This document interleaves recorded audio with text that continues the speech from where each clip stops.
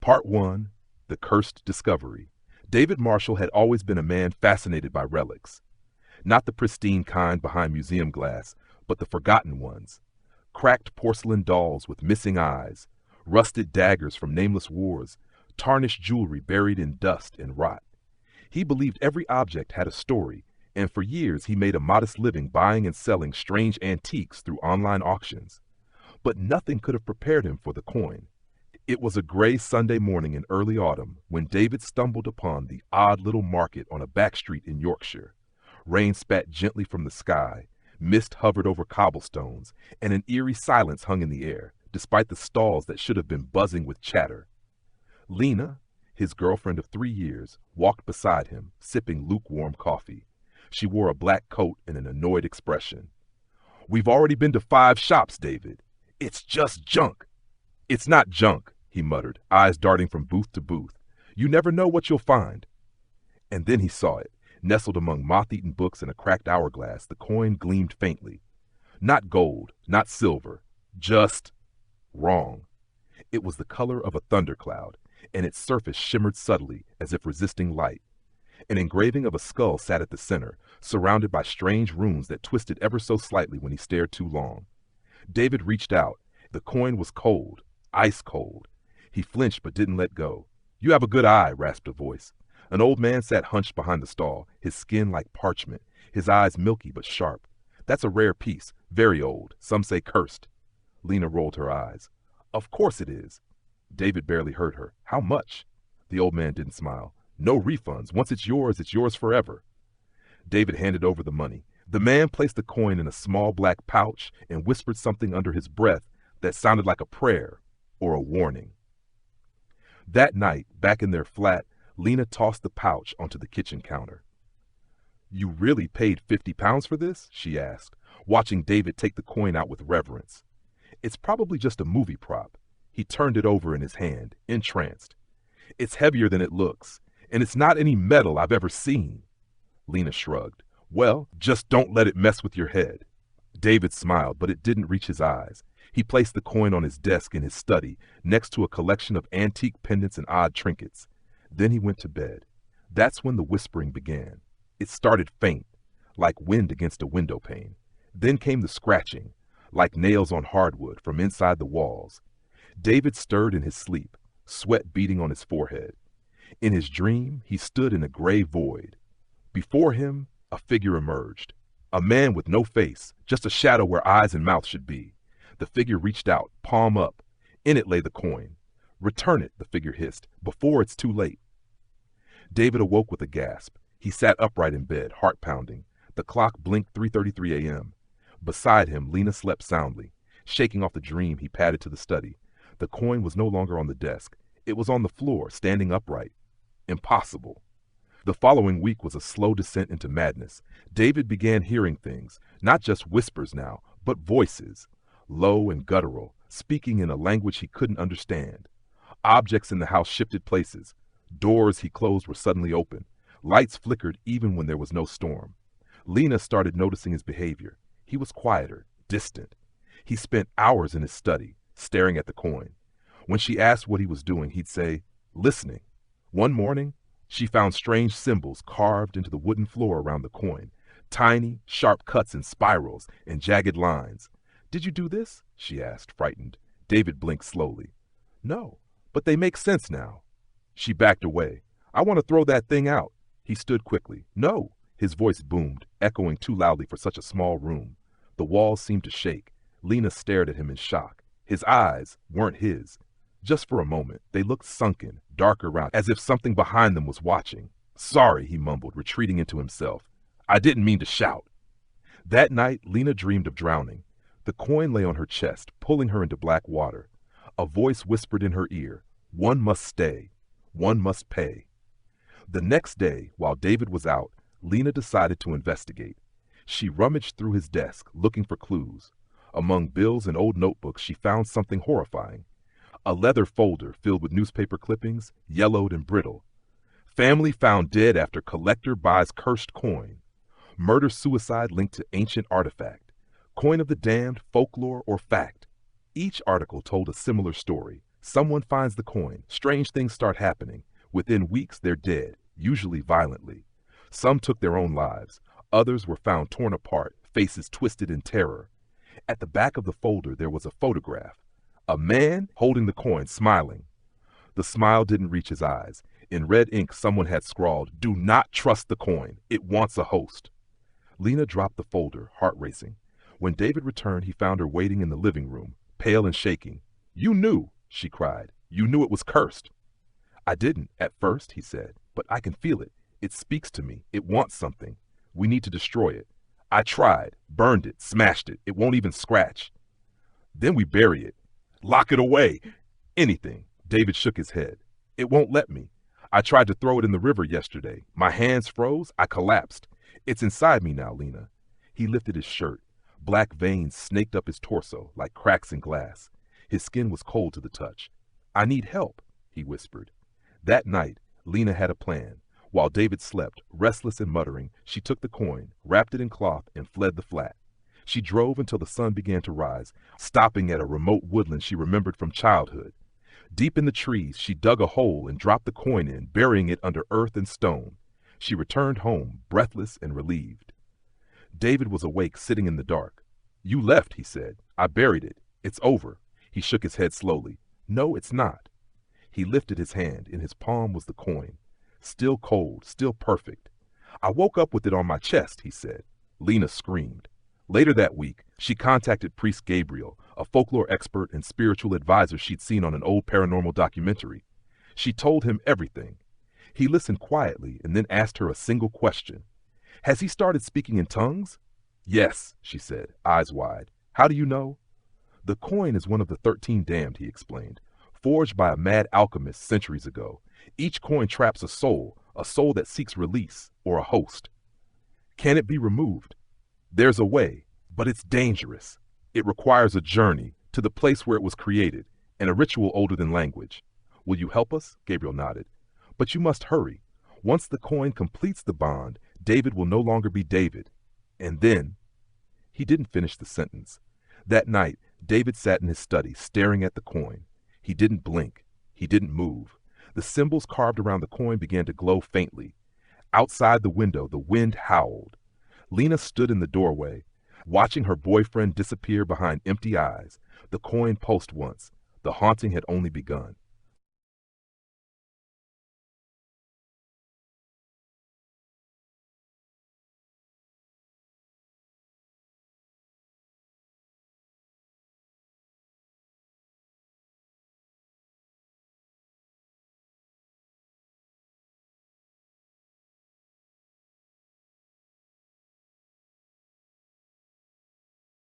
Part 2.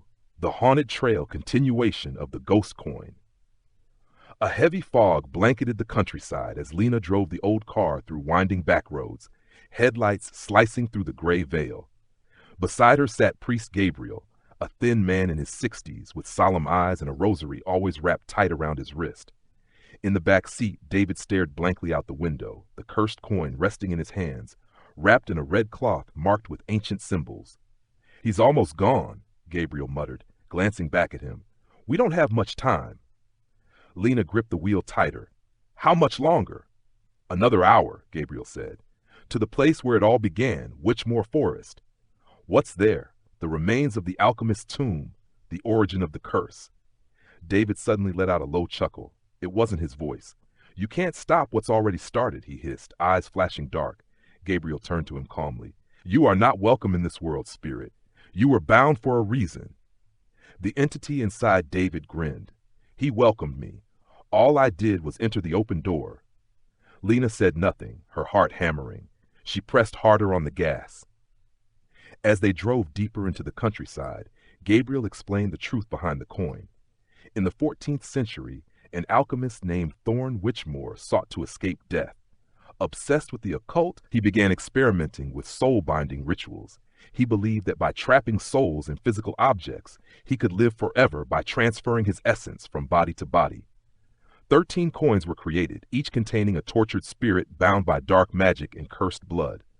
But the process went horribly wrong. The spirits inside turned vengeful. Witchmore lost control. A group of monks led by Gabriel's ancestor sealed the coins in a vault beneath Witchmore Forest. But over the centuries, the vault was broken into, scattered, stolen, sold. David had found the seventh. The coin isn't just haunted, Gabriel warned. It's a prison, and when the spirit escapes, it wants revenge. Arrival at Witchmore Forest. They arrived near dusk. The forest loomed tall and ancient, trees like black spires piercing the red sky. The air was thick, heavy with silence. This way, Gabriel said, leading them down an old path. As they ventured deeper, the world grew colder. Frost clung to the edges of branches despite the summer air. Strange symbols were carved into the trees, old sigils of binding, warning signs etched by monks long ago. David began to twitch, whispering to himself. "What's he saying?" Lena asked. Gabriel paused. The spirit's name. A guttural voice rose from David's throat. Belroth. Lena froze. "That's its name?" Gabriel nodded. "Now it knows we're trying to banish it." The tomb of Witchmore. They reached a clearing where the earth had collapsed into a wide pit. At the center, an ancient stone door lay half buried, covered in moss and grime. Faint runes glowed on its surface. "This is it," Gabriel said, "the tomb." With effort, they cleared the entrance and pried open the door. A cold wind blew out, carrying the scent of ash and rot. Inside, steps descended into darkness. Gabriel lit a lantern. "Stay close." They moved into the tomb, the air growing colder with each step. The walls were lined with bones, chained to the stone, remains of those who tried to escape the ritual. Echoes whispered through the corridors, voices begging, crying, warning. Finally, they reached the ritual chamber, a massive circular room. The floor was carved with runes and blood channels. At its center stood a stone altar, blackened with age. Around it were 13 pedestals, 12 of them empty. One still held a broken coin. David staggered forward. "I know this place," he said. "I've been here before." Then his voice shifted. "I died here!" The room trembled. The first attack. Suddenly the temperature dropped. The lantern blew out. In the darkness, shrieks echoed, unearthly and wild. Shadows twisted on the walls. From the ceiling, a shape dropped, black, with elongated limbs and hollow eyes. It lunged at Lena. Gabriel threw salt and shouted in Latin, holding up a silver crucifix. The creature shrieked and recoiled. "Witchmore's guardians," he said. "The forest protects the coin." 3 more dropped from the walls. David screamed and collapsed. The coin glowed red through the cloth. Smoke poured from his mouth. Lena grabbed him and dragged him toward the altar as Gabriel began the ritual. He drew a circle of salt, lit black candles, and began chanting in an ancient tongue. The shadows attacked. One reached Lena, claws outstretched, but stopped at the salt circle, screeching as if burned. It paced along the edge, howling. Gabriel's chanting grew louder. The air vibrated. Belroth emerges. Suddenly, David convulsed. He rose to his feet, his body jerking like a puppet. His eyes turned black. "It's too late," Belroth bellowed through David's voice. "This body is mine now." The salt circle shattered. The room pulsed with dark energy. Belroth stepped forward, wearing David like a suit. His voice echoed inhumanly. "Fools, you walk into the crypt thinking you can cleanse me? I have waited centuries for a host, and this one opened the door willingly." He raised a hand. The shadows obeyed. They surged forward. Gabriel was struck and flung across the room, blood spilling from his mouth. Lena screamed. But Gabriel, still conscious, reached into his coat and hurled a vial of sacred oil onto Belroth. The spirit screamed. Smoke erupted from David's body. The coin fell from his chest, glowing violently. "Now, Lena!" Gabriel shouted. "Complete the rite, the binding ritual!" Lena dove for the altar, placing the coin into the empty pedestal. She opened the ritual book Gabriel had given her, speaking the words phonetically. "Flagrata belnar tenebris." The shadows wailed. The room shook. Dust and bone rained from the ceiling. David writhed on the floor, Belroth half screaming through his throat. "Join me, Lena! You can have everything!" She ignored him, continuing. "Solvem auris in vincula vitae." The altar cracked. A blinding light burst from the coin. The runes on the floor lit up. Belroth's scream turned into a deafening shriek as the spirit was torn from David's body. A swirling vortex formed above the coin, dragging the black mist into it. Bones shattered, and shadows were sucked into the void, howling as they vanished. Then, silence. The coin lay still. The glow faded. David lay unconscious, breathing, but pale. Gabriel limped toward them, his face bloodied. "It's over," he whispered. "You did it." Or so they thought. They carried David out of the tomb as dawn broke through the forest. The sky turned gold. The birds sang again. Lena looked back one last time at the crumbling tomb before it was swallowed by fog. Back at the car, she asked Gabriel, "What happens to the coin now?" "I'll seal it," he said. "Hide it where no one will ever find it." But as he placed it in his satchel, he paused. The coin shimmered faintly, then pulsed. His eyes widened. "No!" From behind them, David stirred and whispered in Belroth's voice, "One must stay. One must pay." Lena froze. The haunting wasn't over.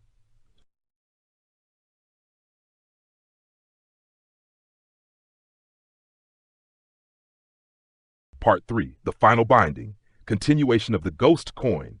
The sun had barely risen over Witchmore Forest when Lena, blood still on her hands, stared at David, whose eyes had just flickered open. Priest Gabriel, hunched by the car with the cursed coin in his satchel, watched with growing dread. "Say that again," Lena whispered. David looked at her, dazed. What's wrong?" But she'd heard it, clear as glass. "One must stay, one must pay." Belroth's voice, low and venomous, had crept from his lips just moments ago.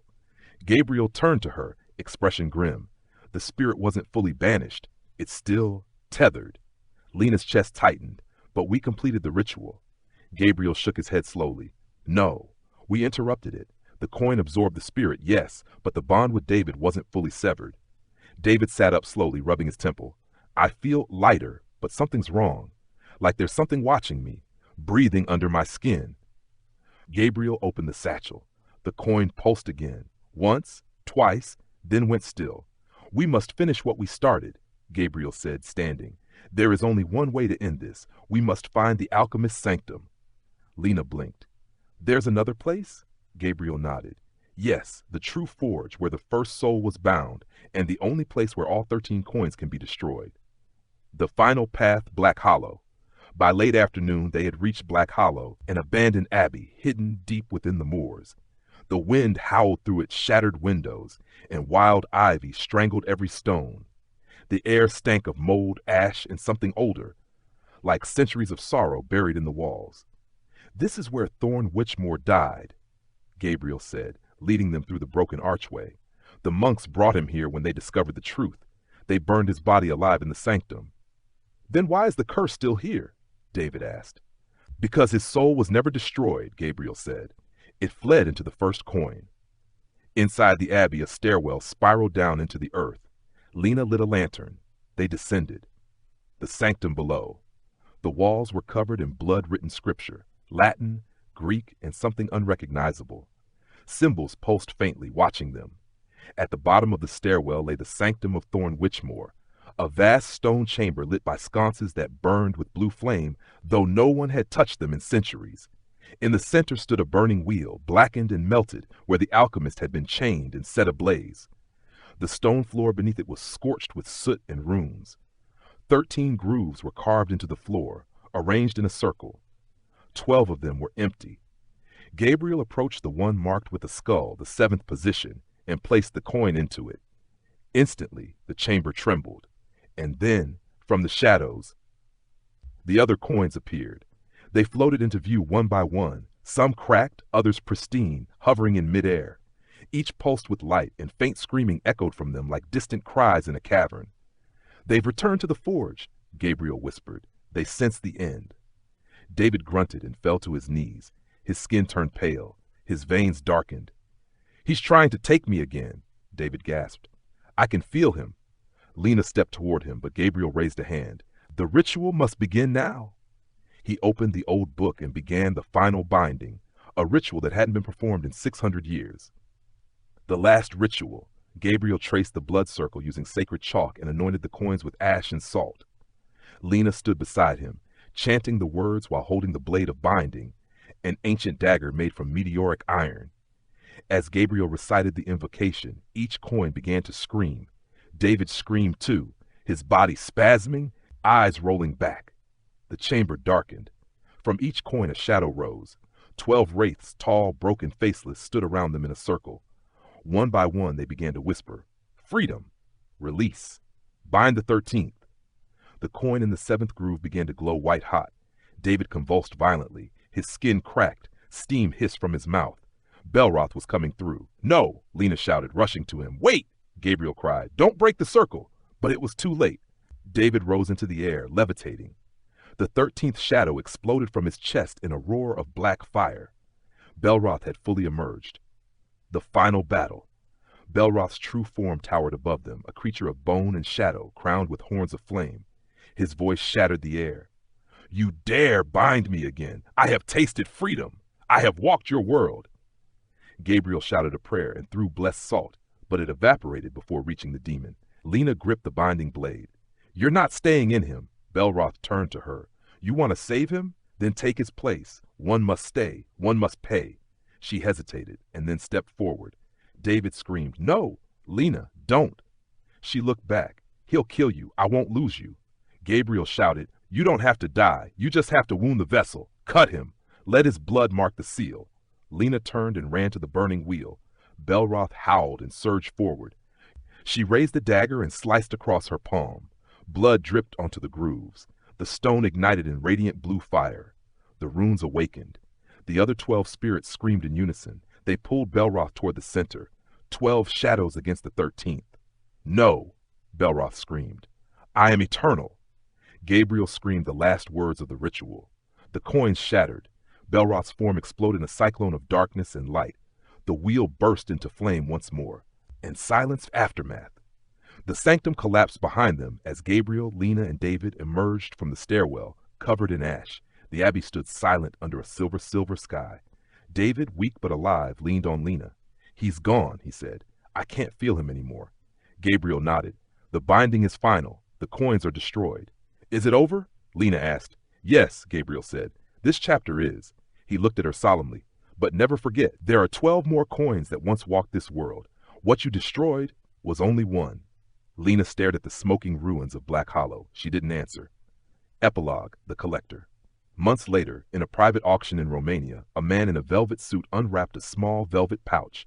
Inside was a blackened fragment of a coin. "Curious," he murmured. The coin pulsed faintly. And somewhere, far away, a whisper stirred the air. "One must stay. One must pay.